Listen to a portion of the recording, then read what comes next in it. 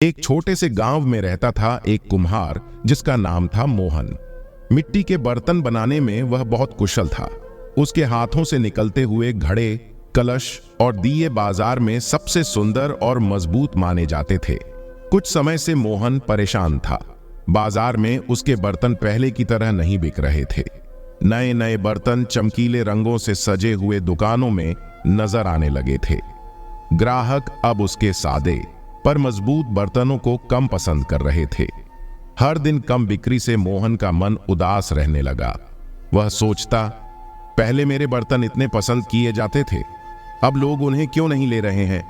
शायद मेरे बर्तन बनाने का तरीका ही पुराना हो गया है। एक दिन खेत पर काम करते हुए मोहन को श्री कृष्ण दिखाई दिए। मोहन कृष्ण का परम भक्त था। उन्हें देखते ही वह दंडवत हो गया। कृष्ण ने मोहन को परेशान देखकर पूछा, मोहन, तुम्हें क्या हुआ है? तुम इतने उदास क्यों हो? मोहन ने सारी बात कृष्ण को बता दी। उसने बताया कि कैसे उसकी कमाई कम हो गई है और वह नए जमाने के बर्तनों से अपने को हारा हुआ महसूस कर रहा है। कृष्ण ध्यान से सुनते रहे, फिर बोले, मोहन, तुम एक कुशल कुम्हार हो। तुम्हारे हाथों से बनने वाले बर्तन मजबूत और टिकाऊ होते हैं। ये नई चीजें चमकीली जरूर लगती हैं, पर ये टिकेंगी नहीं। लेकिन कृष्ण जी, मोहन बोला, लोग अब इन चमकीले बर्तनों को ही पसंद कर रहे हैं, भले ही ये जल्दी टूट जाएं। कृष्ण ने मुस्कुराते हुए कहा, मोहन, तुम्हारा काम बर्तन बनाना है, उन्हें बेचना नहीं। तुम अपना काम पूरी मेहनत और लगन से करो। ये तुम्हारे हाथ में है। ग्राहक उन्हें खरीदेंगे या नहीं, ये उनके ऊपर है। कुछ देर रुककर कृष्ण ने आगे कहा, हर चीज को अपना सर्वश्रेष्ठ देना ही असली सफलता है। सफलता सिर्फ चीजों के बिकने से नहीं मिलती।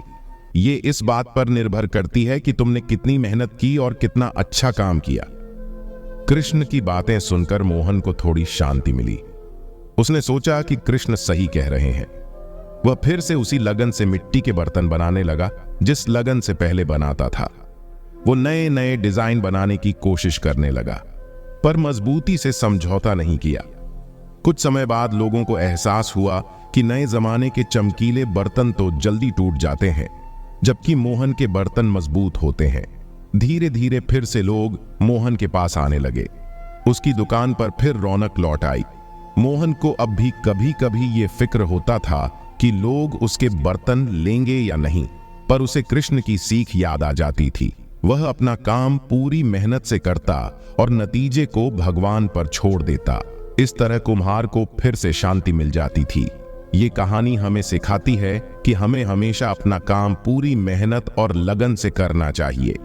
हमें इस बात की फिक्र नहीं करनी चाहिए कि चीजें बिकेंगी या नहीं, नतीजा कैसा होगा। हमारा काम सिर्फ अपना सर्वश्रेष्ठ देना है। धन्यवाद।